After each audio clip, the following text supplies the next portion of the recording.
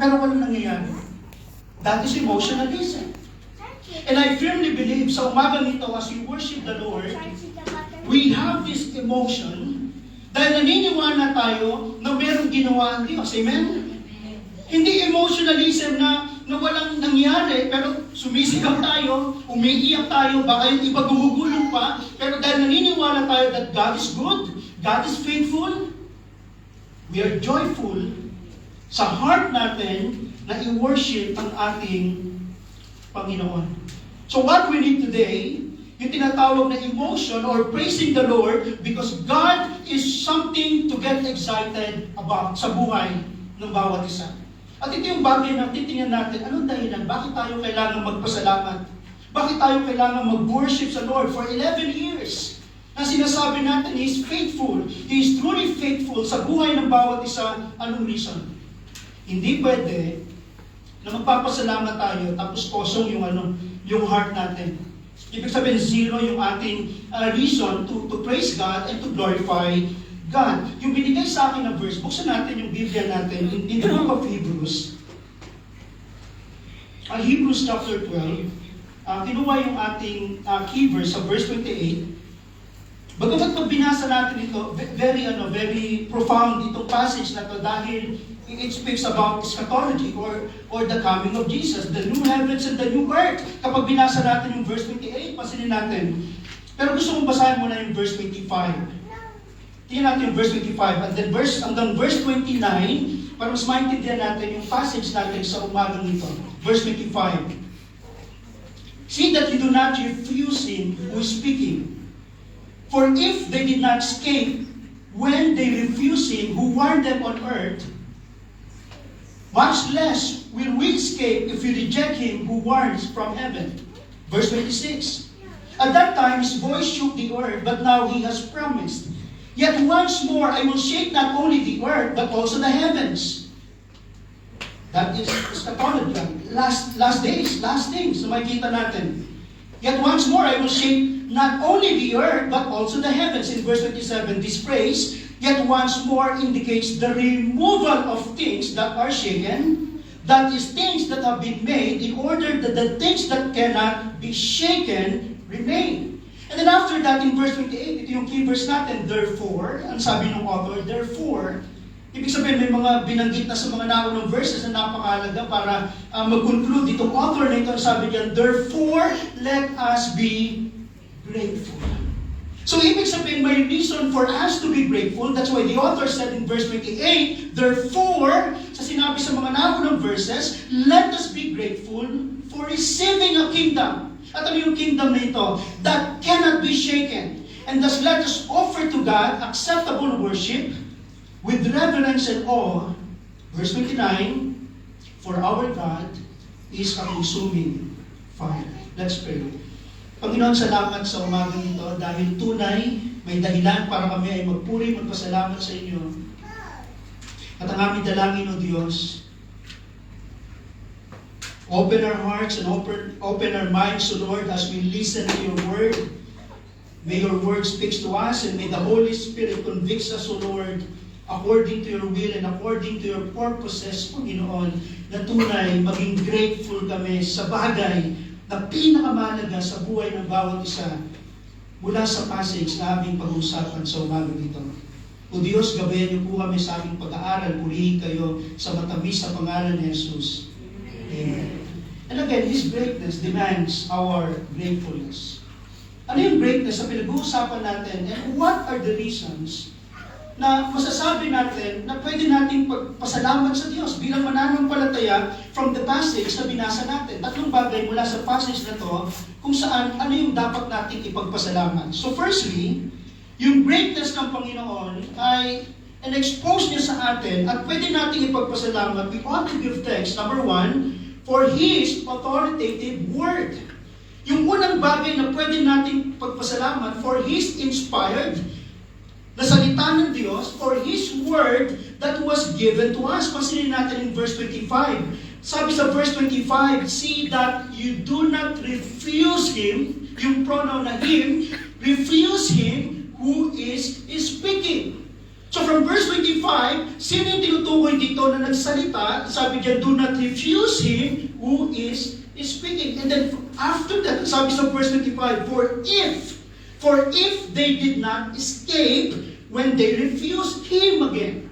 So sino yung him na ito? At yung salitang for na makikita natin in verse 25, yung salitang for diyan, sa verse 25, mga kapatid, it requires us na bumalik sa tinatawag na nakaraan, na ang ibig sabihin, the reader, to look backward, kung ano yung ginawa ng Panginoon specifically, nung binanggit niya dito sa verses 18 to 24, na ang ibig sabihin, ibinabalik tayo sa tunay na kaganapan sa original of the law at Mount Sinai, na makikita natin in Exodus 19. So, ibig sabihin, yung pinag-uusapan dito ng author at yung kanyang mga audience sa mga Hudyo at that time, ng mga Jews, binabalik sila ng author na dapat nilang maintindihan na merong unang nagsalita sa mga Israelita, okay, at unang nagayag ng kanyang kalooban, not only sa panahon na yun, even sa panahon nung nasulat ito ng author sa kanyang mga kinakausap.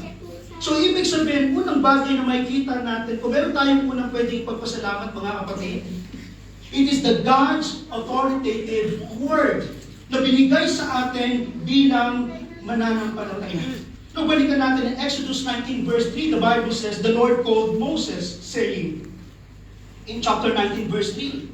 And even in verse 9, sa Exodus 19, binabalik tayo ng passage na to, sa situation ni Moses in verse 9 of Exodus 19, the Lord said to Moses. And in verse 21, the Lord said to Moses again. So, ibig sabihin, nung sinabi ito ng author sa readers sa panahon niya, ang sinasabi niya dito, we ought to be grateful for what reason? Firstly, because of the word of God that was given not only to the Jews, not only to the Israel, even to us. Na makikita natin, una tigit sa lahat, ninayag ng Panginoon yung kanyang dakilang pag-ibig sa bawat isa sa pamagitan ng kanyang salita. Alam niyo po, hindi natin makikilala ang Diyos ayon sa bagay na layunin niya na talagang ibinigay niya sa atin, walang iba kundi ang salita ng Diyos, of course. Alam natin yung general revelation in Exodus chapter 19, sabi ng the glory of God declares, okay, the heavens declares the glory of God. Okay, we can know God through general revelation, yung creation na ginawa ng Panginoon. Pero fully, makikita natin through His Word, nagpakilala ang Diyos sa bawat isa. At alam niyo ba yung unang pagpapakilala ng Diyos sa bawat isa na pwede natin ipagkasalamat? Balik tayo sa Exodus 34, 6-7. Tingnan natin yung ating Biblia. In Exodus 34, 6-7, the Bible says, and he passed in front of Moses proclaiming, again, God was proclaiming, ang sabi dito ng Diyos, the Lord, the compassionate and glorious God, slow to anger, abounding in love and faithfulness, maintaining love to thousands, and forgiving wickedness, rebellion, and sin. Paano nagpakilala ang Diyos sa mga Israelita that time in Exodus 34? Pinakilala ng Diyos sa kanyang sarili, His compassion to all. Ang sabi ng Diyos, the Lord, the compassion and gracious God. Alam niyo po ang Panginoon, ang una niyang inahayag sa atin through His Word na talagang makikita natin that God is love. Amen. Do you believe that?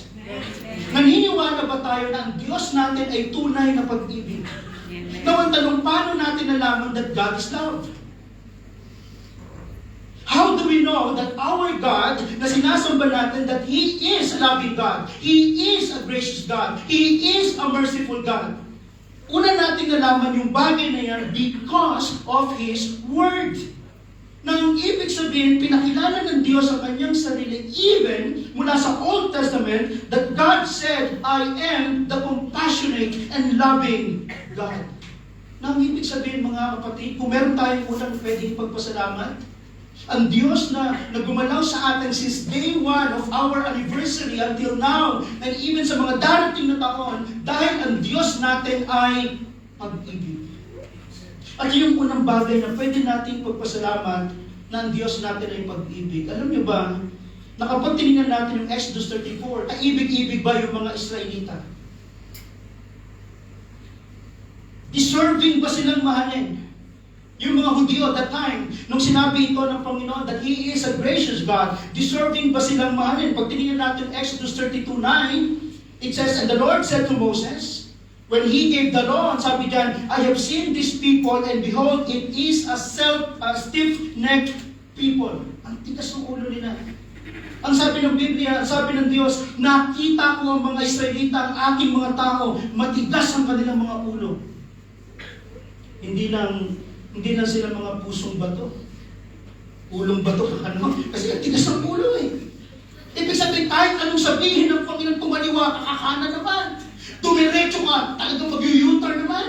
Gawin mo to, hindi gagawin yon. So, ibig sabihin, stiff-necked people, talagang sumusuway sila sa kalooban ng Diyos. The Bible says, God is gracious.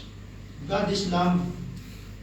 And makikita natin, inilabas sila ng Panginoon sa Egypt dahil sa pag-ibig ng Panginoon going to the promised land. Bagamat they wandered for 40 years in the wilderness, nakita natin yung kamay ng Panginoon na talagang minahal sila. So number one, kung meron tayong unang pwedeng pagpasalamat mga kapatid, through His Word, sa panong paraan, nakita natin sa Kanyang salita, His compassion to all. He loved us. Not only the Jews, not only the Israelites, even the Gentiles, tayong mga Hintil, He loved us. John 3:16, "For God so loved the world." Ganon ang Diyos, minahal ang bawat isa. And we need to be thankful sa bagay na yun. Pangalawang bagay, hindi lang in-express ng Panginoon kung sino siya sa Kanyang salita that He loved us, He loves us. Secondly, even sa Kanyang covenant sa mga Israelita. Tingnan natin sa Hebrews 12:21. Okay, urong tayo ng konti sa Hebrews 12:21. Ang sabi sa verse 21, again, sa verse 28, binabalik tayo, "Therefore, let us be grateful." Therefore, ibig sabihin, kailangan natin bumalik sa mga naunang sinabi. Sabi sa verse 21, pansinin natin, "Indeed, so terrifying was the sight that Moses said, I trembled with fear." Anong pangalan yung nakita natin? Sino daw to? Si Moses. Now, binabalik tayo kung ano yung nangyari kay Moses, kung ano nangyari sa Israel, kung paano nila naranasan yung dakilang pag-ibig ng Diyos. And again, patungkol ito sa pagbibigay ng law. Sa Exodus chapter 19, God gave the law to Moses, to the Israelites. At makikita natin kung sino ang Diyos na nagpakilala sa mga Israelita na talagang ang Diyos ay tunay na maibigin. Again, ang sabi natin, talagang pasaway ito ng mga tinawag ng Diyos, pero nakita natin kung paano sila pinahayag yung pag-ibig ng Panginoon, bagamat. Okay? Sa pagkakataong ito, nung kausap ng author ng Hebrews, yung mga readers sa time na to, mga kapatid, yung grupo ng mga taong ito, bumabalik sila sa Mount Sinai. Kapag binasa natin yung verse 18 hanggang pababa, bumabalik sila sa panahon ni Moses, nang sinasabi ng mga Jews na ito, hindi sapat yung ginawa ni Jesus sa krus ng Kalbaryo. Hindi sapat na maligtas kami kay Kristo Jesus. Kailangan namin bumalik sa Sinai, bumalik kung saan ibinigay yung law, na ang ibig sabihin ng sabi ng mga taong ito, ang kaligtasan ay hindi kay Kristo, kailangan dagdagan ng good works. Ito yung issue ngayon sa Judaism, sa time na ito, yung mga Hudyo, ang sabi nila that the work of Jesus is not enough on the cross. Kailangan dagdagan ng good works, at binabalik nila sa Mount Sinai na ang kaligtasan ni Kristo plus good works. Jesus plus good works equals salvation. Ito yung sinisigaw ng ilang mga tao sa time na ito. Pero again, binabalik tayo yung Old Covenant, the covenant of the law, the covenant of God to Israel, na pinakita niya na kung gaano niya kamahal itong mga Israelites na ito, bagamat ganon yung kanilang gawi at kilos sa Panginoon. But still, God initiated this covenant. Why? He loved them. Ganon kabuti ang Diyos sa buhay ng mga Hudyong ito. Pero alam niyo po, yung covenant na ito, walang pwedeng makasunod. Walang pwedeng makagawa ng commandments. Sino bang nakasunod na sa lahat ng commandments ng Lord? Sino ba sa mga Israelites kung talagang na-follow yung commandments 100%, na talagang nasunod nila yung commandment na yun? Wala po. That's why we praise God, because the Bible says in Matthew 5:48, yung standard ng Panginoon, ang sabi ng verse, be perfect. Therefore, be perfect. Why? For your heavenly Father is perfect. This is the standard of God. You therefore must be perfect. Why? For your heavenly Father is perfect. God is perfect. And because God is perfect, His standard is perfection. So therefore, meron bang pwedeng makakasunod ng law ng perfection? Wala mo. Kaya yung Old Covenant na sinisigaw ni Moses at sinisigaw ng Sinai, it leads us sa third point natin, His covenant, His new covenant, which is the covenant of grace. Dahil alam ng Diyos na walang pwedeng makabot sa perfection ng Diyos, mga kapatid, pansinin natin in verse 24. Hebrews 12:24, ang sabi niyan, and to Jesus. Kanina si Moses, yung Old Covenant. Now the New Covenant, and to Jesus, the mediator of a new covenant, and to the sprinkled blood that speaks a better word than the blood of Abel. Now, pangatlong bagay na makikita natin, yung pag-ibig ng Panginoon through His Word, He loves us. Pinakita niya sa Israel through the Old Covenant, though hindi nila maabot yung perfection ng Diyos, but praise God, He gave us the solution na maabot natin yung standard ng Panginoon, which is perfection, through Jesus Christ. Because the Bible says, and to Jesus, the mediator of the new covenant. Alam niyo mga kapatid, for all have sinned. Wala ho sa ating matuwid at makakaabot sa standard ng Panginoon because the Bible says, for all have sinned and fall short of the glory of God. Always fall short. And yet, God loves us. What is our spiritual condition before our holy God?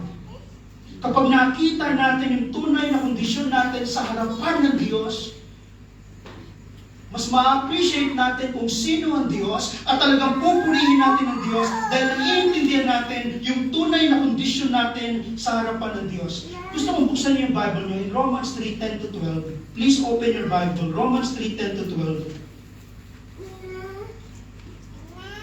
Tingnan natin yung tunay na kondisyon natin and yet, He loves us. In verse 10, nasabi sa Romans 3:10, as it is written, kasi ninyo, none is righteous, no, not one. Verse 11, no one understands.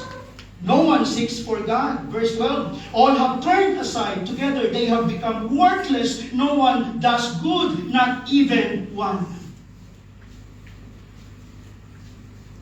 We are totally depraved.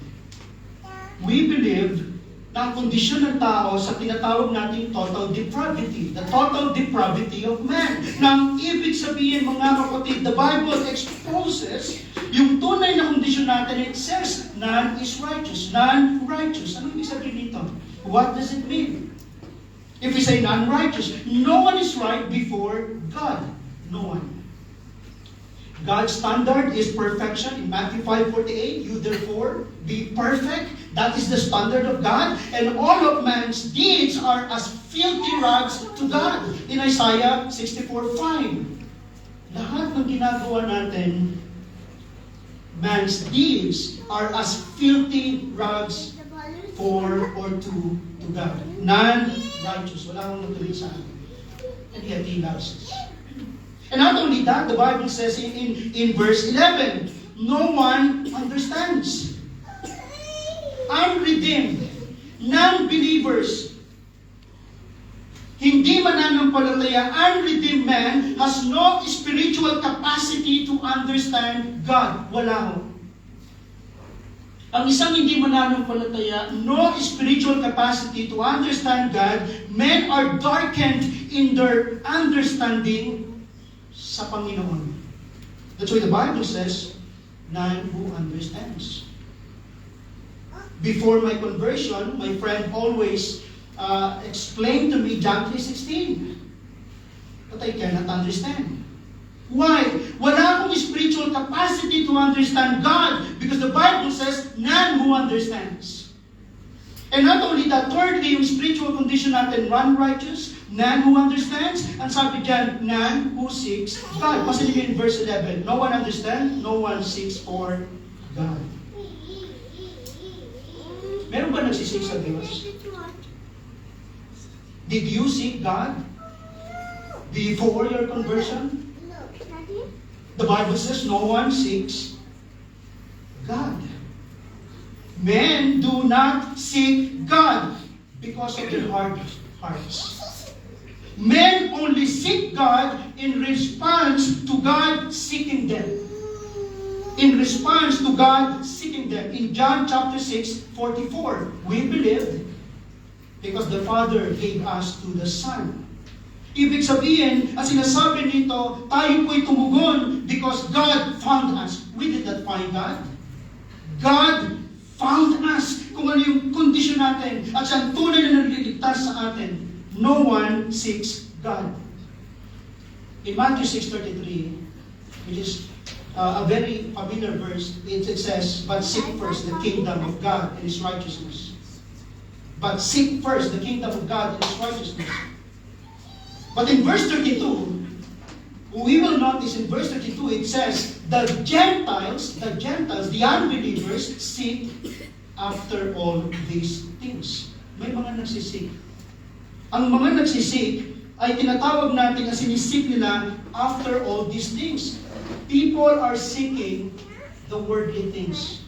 People are seeking the things na ino-offer ng mundo, pero kung pag-uusapan natin, kung sinisik natin ng Diyos, the Bible says, none who seeks God.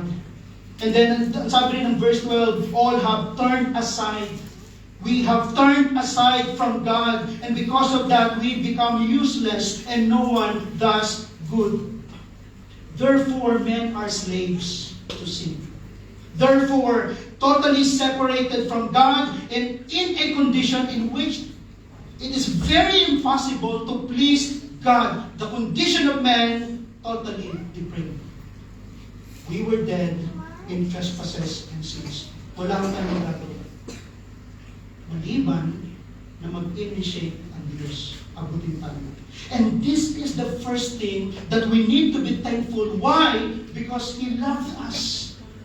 And through His Word, makikita natin yung covenant niya sa Israel, na reflection ng kanyang pag-ibig, yung covenant niya sa atin, the new covenant, reflection niya ng kanyang pag-ibig through Jesus Christ, at makikita natin yung pag-ibig na ito sa kabila pa na tayo po ay makasalanan.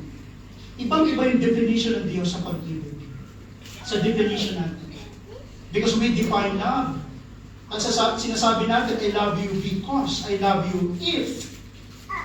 But if we are going to ask God, God will say, I love you, period. Ibig sabihin, mahal tayo ng Diyos, okay, nag-uuma po yung attribute ng Diyos that God is love, He is gracious, He is faithful, despite ng mga situation natin, still, He loved us. So mga kapatid, unang bagay na pwede nating pagpasalamat, His authoritative word. Pinakita niya sa kanyang salita kung gaano niya tayo kamahal sa kabila ng tunay na kondisyon natin. Lahat tayo mapapahamak sa impyerno, lahat tayo mamamatay sa impyerno, but praise God, He loved us. And that is the first thing, first reason, profound reason, na pwede natin ipagpasalamat sa Diyos. Amen? Are you saved? Amen. Are you saved 100%? If yes, praise God. Amen.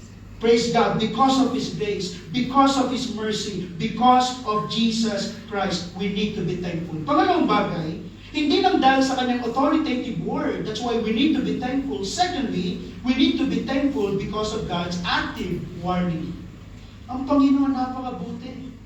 Dahil alam niya na talagang stiff-necked people, not only yung mga Israelites, even tayong mga nasa New Covenant, makikita natin active yung warning ng Diyos sa atin. Pansinin natin in verse 25. Balik tayo, Hebrews 12:25.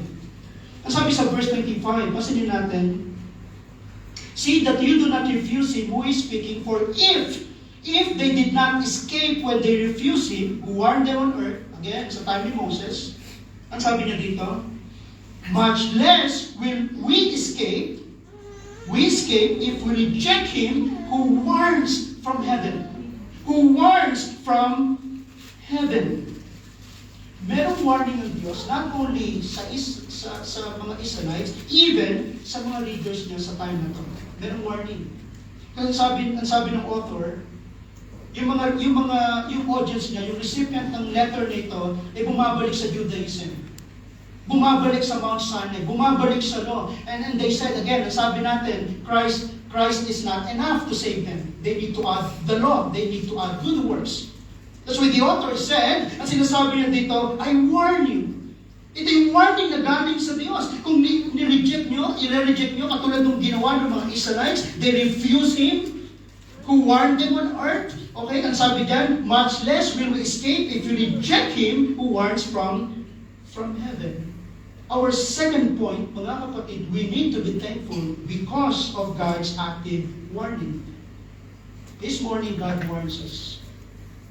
Kung nakikinig tayo sa umagang ito, God has a message to all of us and He warns us. Yung unang warning na ito, specifically to all professing. To all professing. If we say professing Christians, they profess from their mouth that they are Christians.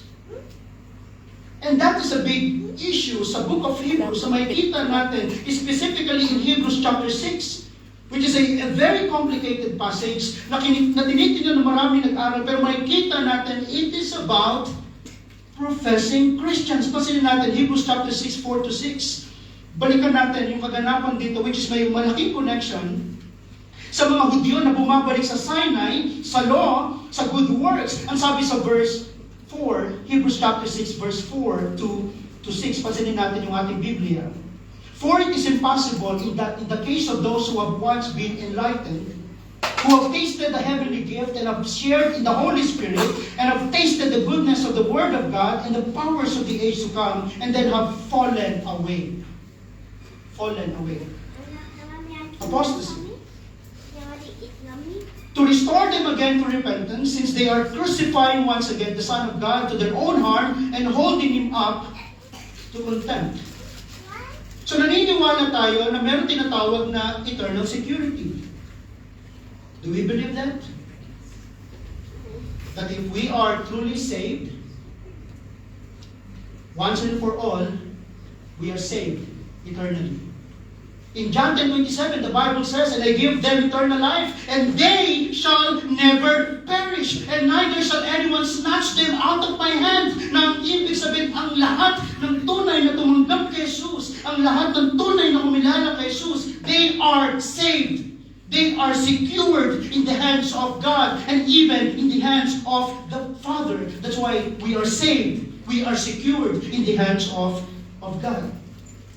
Pero meron tinatawag sa loob ng church na meron mga tinatawag na professing Christians.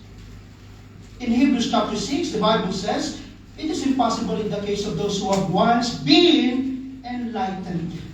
If we say once been enlightened, yung tinatawag na enlightening simply means that they came to understand the truth of the gospel. It means napakinggan nila. Pinireach yung gospel, napakinggan nila, okay? Not that they responded to those truths with genuine saving faith. Nakita nila yung gospel, napakinggan nila, but they did not respond according sa kalooban ng Diyos na talagang nanampalataya sila sa Panginoon. Professing. And not only that, pansinin natin in verse 4, who have tasted the heavenly gift.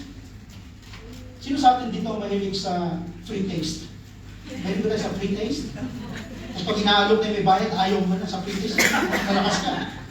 Okay, pag sinabing, have tasted the heavenly gift, have tasted the goodness of God, the Word of God, have tasted the powers of the age to come. Na ang ibig sabihin, yung idea ng tasting is the fact that the tasting is temporary. Tasting is temporary, and one might or might not decide to accept the thing that is tasted, which is yung case natin, madalas hindi natin tinatanggap, tikim lang.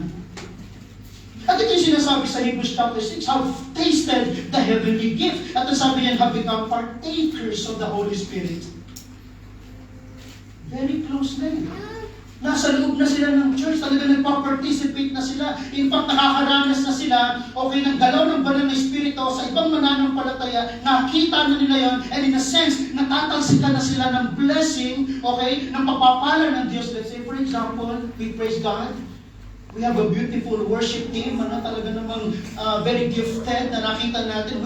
We have tasted the work of the Holy Spirit, yung work ng Holy Spirit through that gifts, it edifies us, it encourages us sa mga gift na yun. Ang ibig sabihin, katulad na sinasabi dito, in a sense, naging partakers tayo ng galaw ng banal na Espiritu. Pero ito wala ang problema. They did not receive that Christ alone can save them. Ito yung malaking problema. Maraming professing Christians inside the church na makikita natin kung paano sinabi ni Jesus sa Matthew chapter 7 verse 21 to 23, "Not everyone who says to me, Lord, Lord, shall enter into the kingdom of heaven. And many on that day, many will say to me, Lord, have we not prophesied in your name? Have we not cast out demons in your name? Have we not done many wonders in your name?" And what the Lord said to them, "I never knew you. Depart from me, you who practice lawlessness." They were professing Christians.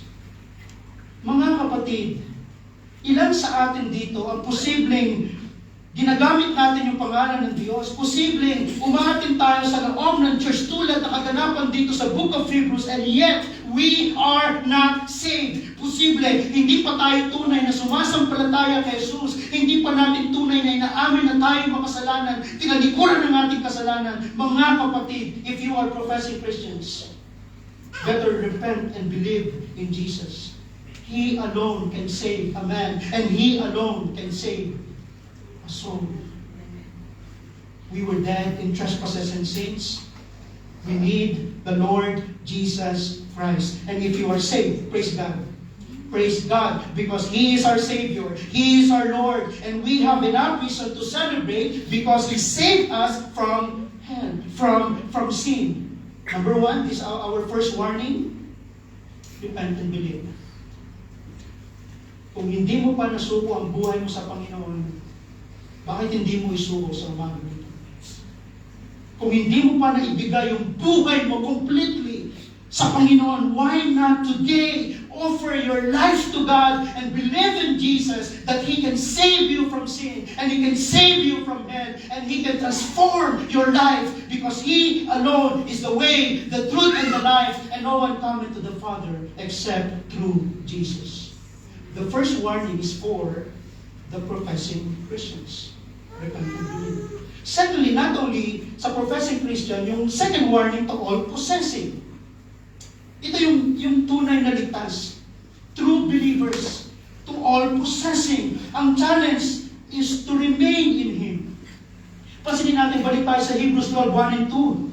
Tingnan natin in verse 1. It says in verse 1, "Therefore, since we are surrounded by so great a cloud of witnesses, let us lay aside every weight and sin which clings so closely, and let us run." If you are possessing Christians, the Bible says, "Let us run with endurance the race that is set before us." And always look to Jesus because He is the author and the finisher of our faith. Christians, persevere in Christ. Remain in Him. If we are genuine believers sa umagang ito, abide in Christ. Remain in Christ. Meron tayong doctrine na tinatawag na the perseverance of the saints. If you are saved, you will persevere. Pero sabi ng iba, masyadong self-centered because parang the perseverance is relying on us.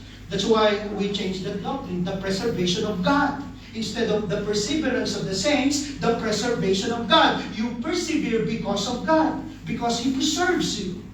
Because of His grace. Because of His mercy. Na ang ibig sabihin, still, it is because of God's power, it is because of God's grace, kung bakit ka nag-persevere. Pero mga kapatid, if you are possessing Christians, true believers, the Bible says, let us run the race with endurance. Ilan sa atin dito ang nandito na ng day 1 ng church week? Nandito ka na ba? Wala ng day 1? Amen, praise God. Run the race with endurance. Persevere in Christ.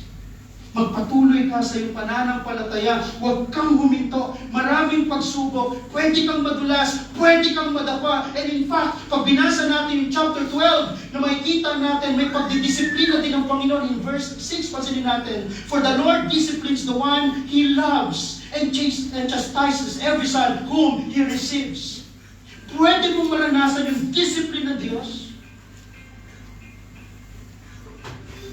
Run the race with endurance. Magpatuloy ka sa Panginoon. This is a clear warning sa bawat isa, to all professing, repent and believe. You need Jesus. To all possessing, genuine Christians, remain in Christ. Persevere in Christ. Why? Ito yung malalim na dahilan. Verse 26 and 27. Ang sabi sa verse 26, at that time, His voice shook the earth, but now He has promised.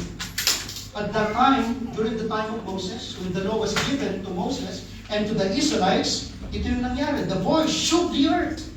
But now, sabi dyan, but now He has promised, yet once more, I will shake not only the earth. This is the promise, His absolute promise. Pansinin yung mangyayari sa pangako ng Diyos. I will not only shook the earth or shake the earth, but also the heavens. In verse 27, this phrase, yet once more, indicates, ano yung promise na to? The removal of things that are shaken, that is things that have been made in order that the things that cannot be shaken, what? May remain. His absolute promise, dalawa ito, removal and remaining. Mga kapatid, time will come. The Bible says in verse 28, therefore let us be grateful for receiving a kingdom. Pansinin niyo, magpapasalamat tayo for receiving a kingdom. As if sinasabi ng author, receiving a kingdom, Christians are currently receiving this kingdom. Presently, currently, receiving this kingdom. Pero sa kabila nun, even though they still, wait expectantly for the heavenly city which is to come, kasi tingnan natin, Hebrews 13:14, urong tayo ng konti. Hebrews 13:14, for here we have no lasting city, but we seek the city that is to come. So, ibig sabihin, nung sinabi ng author, let us be grateful for receiving a kingdom. In a sense, we Christians are currently receiving this kingdom. Why? Jesus Christ is in us.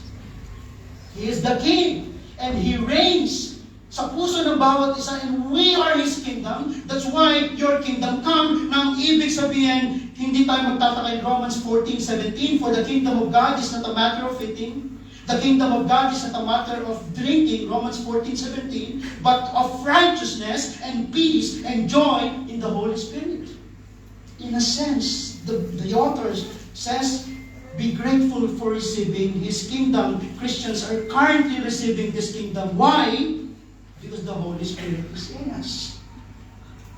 And in Romans 14:17, the kingdom of God is about the righteousness, about peace, and the joy in the Holy Spirit. And yet, we are still waiting expectantly for the heavenly city, the kingdom of God, which is in Revelation 21:1 and 2. Pansinin natin, Revelation 21:1 and 2. Then I saw a new heaven and a new earth. For the first heaven and the first earth had passed away, and the sea was no more, and I saw the holy city, the new Jerusalem, come to the Mount Sinai. Kanina nakita natin coming to the Mount Sinai. Now, yung new covenant coming to the Mount Zion. The new Jerusalem. Ang sabi niya, the new Jerusalem, sabi sa Revelation, I saw the city, the new Jerusalem, coming down out of the heaven from God, prepared as a bride, adorned for her husband. Ano sinasabi natin dito, mga kapatid? Darating ang panahon, gugunawin ng Diyos ang mundong ito. Gugunawin na. Naniniwala tayo sa rapture in Thessalonians. Darating si Jesus, kukunin niya yung mga mananampalataya. Okay, and meron 7 years. Okay, na tribulation. And then after that, okay, He will come with the saints for millennium. And then after that, may white throne judgment, judges ng Panginoon. And then, gugunawin ng Panginoon ng lahat. At ang sabi sa Revelation 21:1 and 2, I saw a new heaven and a new earth.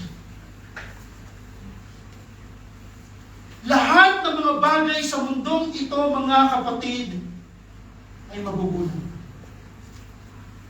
Lahat ng mga bagay na meron tayo dito sa mundong ito ay magugunaw. Ang hindi lang magugunaw, ang sabi ng Diyos, let us be grateful for receiving a kingdom. This kingdom is what? That cannot be shaken. And this is the kingdom of God na makikita natin na inanda ng Panginoon someday, a new heaven and a new earth. And that is the kingdom of God for all genuine believers.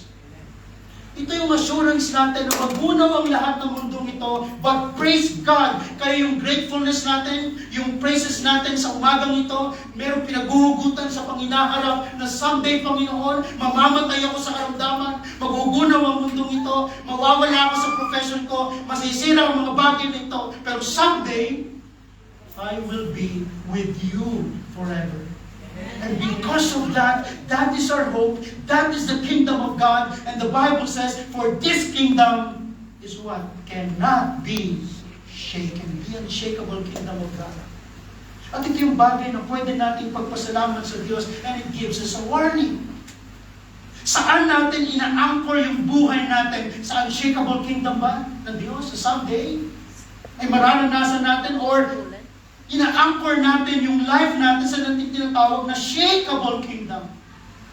Nang sabi ng Bible in 1 John 2:17, 1 John 2:17, it says, and the world is passing away along with its desires. The world is passing away along with its desires. Na ang ibig sabihin, but whoever does the will of God abides forever. Ang sabi ni John, all the things that people live for, saan ka nabubuhay ngayon? Para saan ka nabubuhay ngayon? All the things that people live for, all that we strive toward, that is of the world, will ultimately come to nothing. Pass away. Shakeable kingdom. Mga kaibigan, mga kapatid, your power is shakeable. Your possession is shakeable. Your profession is shakeable. Your pension is shakeable. Your prestige is shakeable. Nang ibig sabihin, lahat ng mga bagay nito shakeable sa harapan ng Diyos. Walang magagawa sa buhay ng bawat isa. Kaya sabi ni Mark, for what shall it profit a man if he gains the whole world? If he gains the whole world, the shakeable world, if he gains the whole world, and yet, yung kaluluwa mo ay mapapahamak sa impyerno, that is meaningless. Vanity. All things are vanity under the sun if your soul will be doomed to hell someday. We need the Lord Jesus Christ. Saan natin inaalay ang buhay natin sa pagkakataon ito? Binubuhos mo ba yung buhay mo sa mga bagay na sabi natin, shakeable niya kapatid? Kahit gano'ng kaganda yung profession mo ngayon, taas ng position mo sa company, okay, may-ari ka ng company, someday, that is shakeable. Pass away. Ang lawak ng ministry natin, someday, okay, masigit, dadalhin tayo sa new heaven and new earth. Anumang bagay ang ino-offer ng mundong ito, shakeable, that's why ang warning ng Diyos, are you possessing? Praise God. Remain in Christ. Nasa tamang landas ka na yung buhay mo ay tunay na sa kingdom ng Diyos, and that kingdom is unshakable. O kung yung buhay mo ay nasa shakeable na bagay, the Lord is warning you. Repent and believe. You need the Lord Jesus. He is the way, He is the truth, and He is the life. And no one coming to the Father, to the unshakable kingdom, kung hindi ka tunay na lalapit sa Diyos. And the number 3, di tayo mag-close sa third point natin. Thankful tayo not only sa God's authoritative word and God's active warning, finally, thankful tayo for God's acceptable worship. He unfolds yung kaparaanan ng Diyos para maging karapat dapat yung worship natin sa Diyos. Because if you are part of the unshakable kingdom, you are saved, you are possessing Christians, you will worship God. You will offer your life wholly and completely to Him alone. Walang iba kundi sa Diyos. Your life is to worship Him. Worshiping God is your life. Nang ibig sabihin, hindi mo na kailangan atakin sa worship. Ang dami, atakin mo pa eh. Kung talagang ikaw ay nasa Diyos, hindi na ako kapatid, hindi mo na atakin yan. Kasi naiintindihan niya na ang buhay niya ay sa Diyos at ang Diyos ay sa Kanya. That's why, ang sabi sa verse 28, and this is our key verse, therefore, let us be grateful, receiving the kingdom that cannot be shaken, and let us offer to God what? Acceptable worship. If you are saying, always offer to God His acceptable worship. Serve God acceptably. Regard Him as your Lord and your Savior. He is the supreme authority sa buhay natin. Yung worship natin, ang lahat-lahat ay sa Kanya lang. Everything good, everything that is pleasing, worthy ang Diyos sa lahat ng bagay niyo. That is acceptable worship. The condition of your heart, fully and completely for God alone, without reservation. When Jesus called His disciples, Jesus said to them, "Come follow me, I will make you fishers of men." And the Bible says, they followed Jesus. They left their nest, they left their boats, they followed Jesus. Everything, lahat, sinuko nila, and they followed Jesus. That is acceptable worship. Whether you are in your house worshiping, whether you are in your office worshiping, whether you are in the church worshiping 24/7, our life is worshiping the Lord, our Savior, Jesus Christ. Worship God. Not only acceptable worship, our worship should be with reverence and awe. Reverential fear sa Diyos na meron tayo. Because He is great. We must also worship with reverence for God's greatness and with awe for His mighty power. Kaya makikita natin, we worship God with all humility, na talagang naiintindihan natin that He is supreme, He is our God, He is the Creator, and we are His creatures. We are not God. He is the God, and we need to worship Him with reverence and with awe. Minsan parang uutusan pa natin ng Panginoon. Parang tayo pa ang Diyos. Paghihintay pa natin ng Diyos, parang tayo pa yung dapat masunod. Okay, parang favor pa ng Panginoon. Okay, na pinaglilingkuran natin siya. Parang favor pa ng Diyos na talagang binibigay natin yung time natin. Sa Kanya hindi ho. Pag naiintindihan natin na ang Diyos, ang tunay ng Panginoon, we worship Him with reverence and awe. And again, wala akong mawawala sa Diyos. Kahit hindi ka lumapit sa Diyos. God is God. Even we do not worship Him, we do not serve Him, still, He is 100% God. Walang mawawala sa Diyos. He is the all-sufficient God. Hindi nakarely ang Diyos sa creatures because God is God, okay, even from the beginning. From eternity past, He is God. In the beginning, God created the heavens and the earth. He is the Alpha and Omega. Walang magbabago sa Diyos. And thirdly, God is a consuming fire. For the Lord your God is a consuming fire, a jealous God, in Deuteronomy chapter 4, verse 24. Na ang ibig sabihin, pinapakilala ng Diyos as we worship the Lord, makita natin kung sino talaga ang Panginoon, that God is a holy God.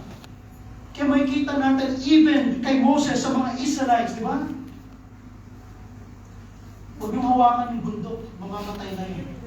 Nung tinawag ng Panginoon si Moses, yung sandalyas mo, ubarin mo, this is a holy place. God is holy. For our God is a consuming fire. Therefore, we need to regard Him as our holy God. Ang tanong mga kapatid, ano yung kondisyon ng puso natin sa umagang ito na pinapakita ng Diyos na pwede natin purihin at magpasalamat sa pag-una at higit sa lahat for His authoritative word. He gives us His word. He loves us. Mahal na mahal ng Diyos ang bawat isa in spite of na tayo po ay lumalayo sa Diyos, tumatakbo papalayo sa Lord, never nating sinig ang Panginoon, umiiwas tayo sa Panginoon, namumuhay tayo sa kasalanan, ang Diyos still, ganun tayo kamahal, He loves us. And He reveals that love to us when He said in His Word, "For God so loved the world that He gave us His only begotten Son, that whosoever believes in Him, believes in Jesus, should not perish but have everlasting life." Romans 5:8, "But God commended His love toward us, in that while we were yet sinners, Christ died for us." Purihin natin ang Diyos sa Kanyang salita, na binibigyan niya tayo ng kadahilanan na lumapit sa Kanya, dahil ganun tayo kamahal ng Diyos. And He warns us. Not only we are grateful for His authoritative word, secondly for His active warning. Binibigyan ng paalala, mabigat na paalala, ng Diyos ang bawat isa na lumapit sa Kanya. Wala kang ibang kailangan kundi ang Diyos. Kung nakakaramdam ka ng tunay na kapaguran sa buhay na ito, walang direksyon ang buhay mo, walang kapayapaan, walang tunay na pag-asa, bakit hindi ka lumapit sa Diyos? Wala kang ibang kailangan kundi sa Jesus. Si Jesus lang ang tunay na magbibigay ng tunay na pagbabago, tunay na pag-asa, tunay na kagalakan, walang iba kundi si Jesus. Si Jesus lang ang kadahilanan upang maibalik yung ugnayan natin sa Ama, dahil sa lang ang tunay na perfect God, the mediator, sa Ama at sa tao, walang iba kundi si Jesus. Repent and believe in Jesus. Kung ikaw naman ay mananampalataya ng mga kapatid, kung ikaw ay nangihina, kung ikaw ay posibleng huminto na sa gawain, huminto na sa ministry, ito ang magandang pagkakataon, katulad na sinabi natin, He warns us to endure the race. Magpatuloy na. Huminto ka ba sa gawain ng Diyos?